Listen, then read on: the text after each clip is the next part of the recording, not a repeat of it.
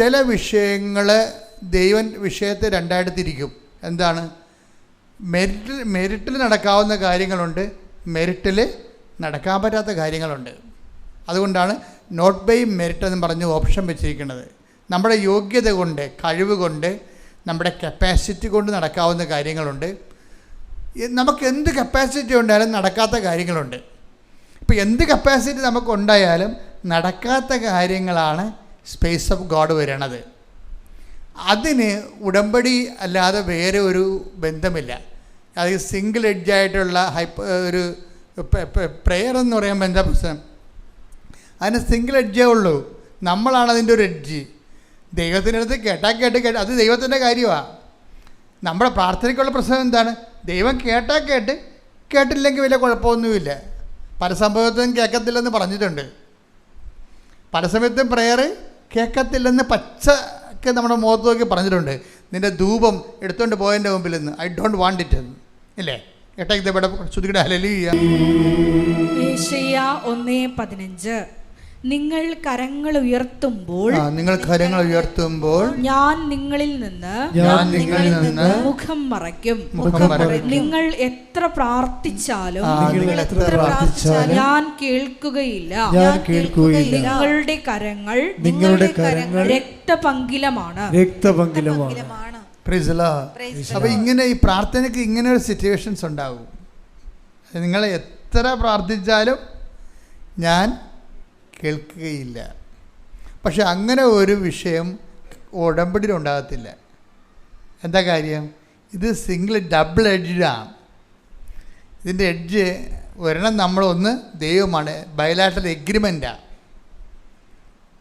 ഇത് സാധാരണ പ്രാർത്ഥന ഉടമ്പടിയും തമ്മിൽ നിങ്ങൾ തിരിച്ച് മനസ്സിലാക്കണം. ഇത് കണ്ടേ, നിങ്ങൾ എത്ര പ്രാർത്ഥിച്ചാലും ഞാൻ നിങ്ങളെ കേൾക്കുകയില്ല. അപ്പോൾ അതിൻ്റെ ചാൻസ് ഉണ്ട്. പ്രാർത്ഥന ബധിരകരണങ്ങളിൽ തട്ടി തിരിച്ചു പോരാൻ സാധ്യതയുണ്ട്. പക്ഷെ അതേസമയം തന്നെ ഉടമ്പടി സംബന്ധിച്ചിടത്തോളം ബയലാറ്ററൽ എഗ്രിമെൻ്റാണ്. ദൈവം ഒരു കക്ഷിയാണ് ഇതിൻ്റെ അകത്ത്. കാര്യം എന്താണ്? ദൈവമായിട്ടൊരു കക്ഷിയുമായിട്ട് നമ്മൾ ഉടമ്പടി ചെയ്യണത്. എന്നിട്ട് നക്കാപ്പിച്ച അനുഗ്രഹത്തിന് കിട്ടിയില്ല, താമസിച്ച് പോയെന്ന് പറഞ്ഞുകൊണ്ട് നിങ്ങളുടെ പഴയ മനസ്സിരിപ്പ് പോലെ ജീവിക്കുകയാണ്. അത് വന്നാൽ മിക്കവാറും നിങ്ങളുടെ അതിൻ്റെ റിപ്രക്കഷൻസ് വന്നാൽ കൊടുത്തു വിട്ടാൻ കയ്യിൽ ഒന്നും ഉണ്ടാകത്തില്ല. കാര്യം അത് എങ്ങനെ കൊടുത്തു വിടുമെന്ന് എനിക്ക് പോലും നിശ്ചയമില്ല. ഉടമ്പടി ഉഴപ്പാതിരിക്കാൻ പ്രത്യേകം ശ്രദ്ധിക്കണം. കാര്യം ഉടമ്പടി എന്ന് പറയുമ്പോൾ തന്നെ ജീവിച്ച് വളരാൻ വേണ്ടിയാണ് അതിൻ്റെ അകത്ത് മുഴുവനുമുള്ള ആ ഡിസൈനെല്ലാം അങ്ങനെയാണ്. എന്നിട്ട് നിങ്ങൾ ജീവിച്ച് തളരുമ്പോൾ നിങ്ങളൊരു വല്ലാത്ത തളർച്ചയിലേക്കാണ് പോണത്. ഉടമ്പടി ജീവിച്ച് വളരുകയാണ് ചെയ്യണത്. പക്ഷേ മൂന്നാമത്തെ ഉടമ്പടി പുതുക്കിയിട്ട് ആദ്യത്തെ ഉടമ്പടി ഉശിരി നിങ്ങൾക്കില്ല എന്നുണ്ടെങ്കിൽ നിങ്ങൾ എന്തോ അവതാളത്തിലാണെന്ന് ഞാൻ പറയത്തുള്ളൂ. കാര്യം അത് ആരുടെയും കുഴപ്പമില്ല, നിങ്ങളുടെ നേച്ചർ ആണ്, നിങ്ങളുടെ സ്വഭാവം ഇങ്ങനെയാണ്. പണ്ട് പോലെ ദൈവത്തിൽ നിന്ന് വല്ലതും കിട്ടിയാൽ മാത്രമേ ദൈവത്തിന് മുമ്പ് വാലാട്ടിക്കൊണ്ട് നിൽക്കത്തുള്ളൂ. അല്ലെങ്കിൽ അടുത്ത വീട്ടിൽ പോയി ചില പട്ടികൾ കഴിക്കത്തില്ലേ, അതുപോലെ ചെയ്യും നിങ്ങൾ മനുഷ്യർ. അപ്പം അത് നിങ്ങളുടെ കുഴപ്പമാണ്. നിങ്ങളുടെ സ്വഭാവം പണ്ടേ അങ്ങനെയായിരുന്നോ?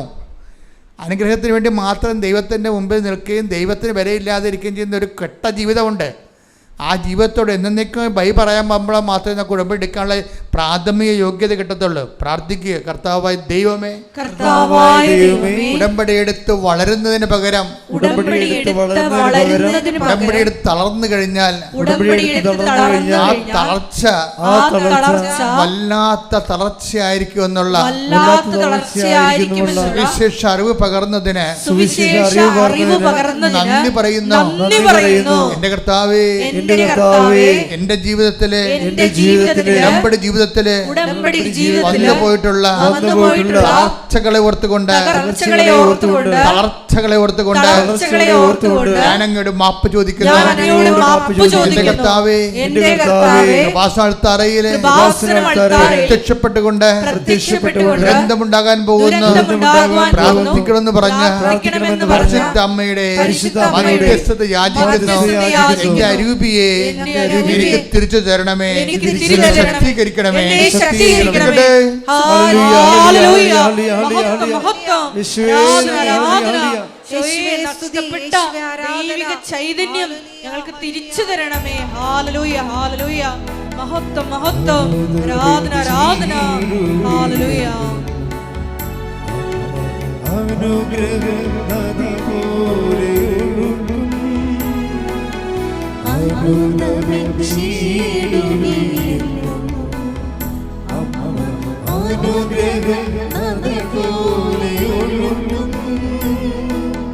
കൃപയുടെ വഴികളിൽ സഞ്ചരിച്ചിടാൻ പ്രാർത്ഥനാവരമേകും സ്നേഹനാഥേ. കൃപയുടെ വഴികളിൽ സഞ്ചരിച്ചിടാൻ പ്രാർത്ഥനാ